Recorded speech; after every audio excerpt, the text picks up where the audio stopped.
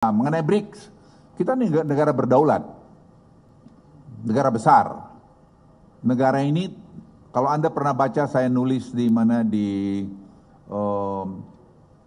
South China Sea, ya, South China Sea. Saya katakan Indonesia is too big to lean to any country. Indonesia terlalu besar untuk berpihak kepada satu negara, Ya, maksud saya waktu itu Cina dan Amerika. Kita tidak perlu, apalagi sekarang ini, apalagi dengan presidennya seperti Pak Prabowo, tidak perlu. Jadi kita perlu merdeka, perlu independen.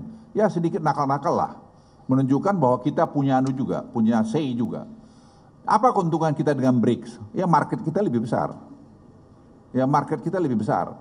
Karena ini masalah kalau kita tidak hati-hati dengan persoalan yang ada di Tiongkok sekarang, dan juga persoalan di Eropa, di mana gas sekarang dari Rusia di stop mereka, itu akan terjadi nanti masalah krisis energi di Eropa, dan dia turunkan ke Cina, dan Cina masalah ekonominya juga sekarang lagi kurang baik, dan Amerika kita uncertainty-nya tinggi karena tarif itu yang belum jelas mau berapa persen dinaikkan oleh Presiden Trump. Jadi kombinasi masalah ini memang betul-betul kami cermatin dengan baik. Jadi itu salah satu tugas Den tadi, memberikan masukan pada Presiden dalam proses pengambilan keputusan.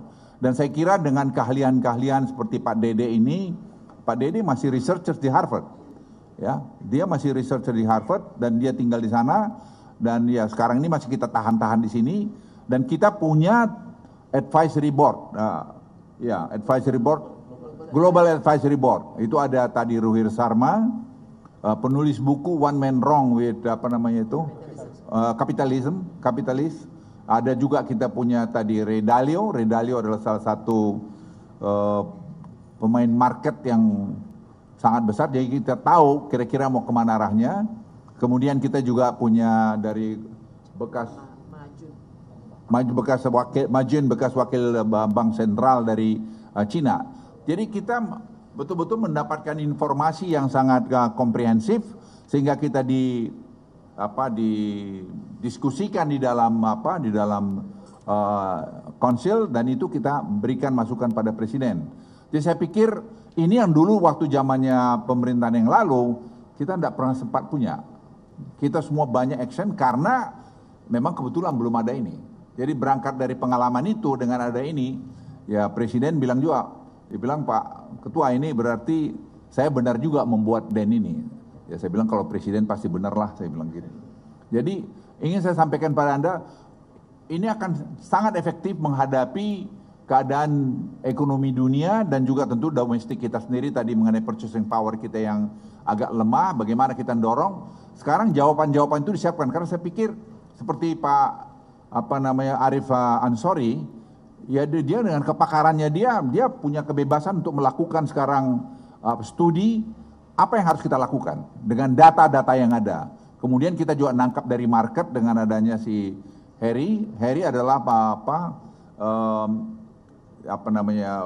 di market yang menangkap tadi bagaimana market merespon setiap policy yang kita buat, dan apa yang market tidak suka dengan kita, supaya kita segera respons juga untuk ke depan.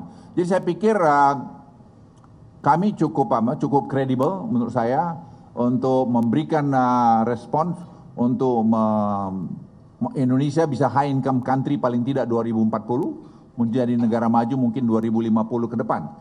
Saya sangat confidence melihat itu karena kita punya hilirisasi, kita punya tadi macam-macam hilirisasi sudah, dan tadi genomic sequencing yang akan dibuat sehingga bibit-bibit kita perbaiki. Kemarin saya juga lapor Presiden, saya beritahu Presiden kita punya kelapa sawit, yieldnya per hektar itu hanya mungkin 1,8 ton, dengan tadi pengayaan, pemurnian bibit di kelapa sawit kita bisa bikin 6 sampai 7, mungkin 8 ton per hektar.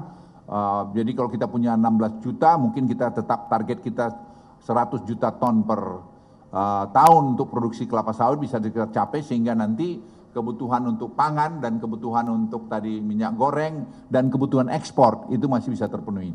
Jadi semua kita lihat equilibriumnya. Misalnya kita juga melihat bibit bawang putih. Kita import $700 juta setahun. 770.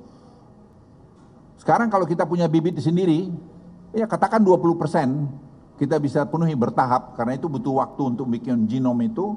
Dan genom ini teknologinya sekarang sudah jalan, sudah mulai kita kerjakan, kita bertahap.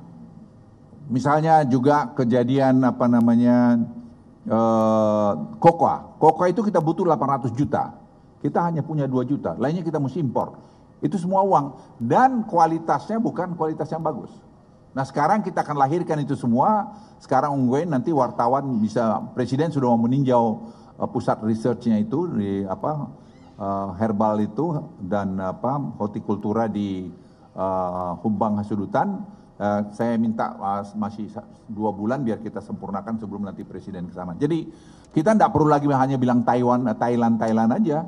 Indonesia juga punya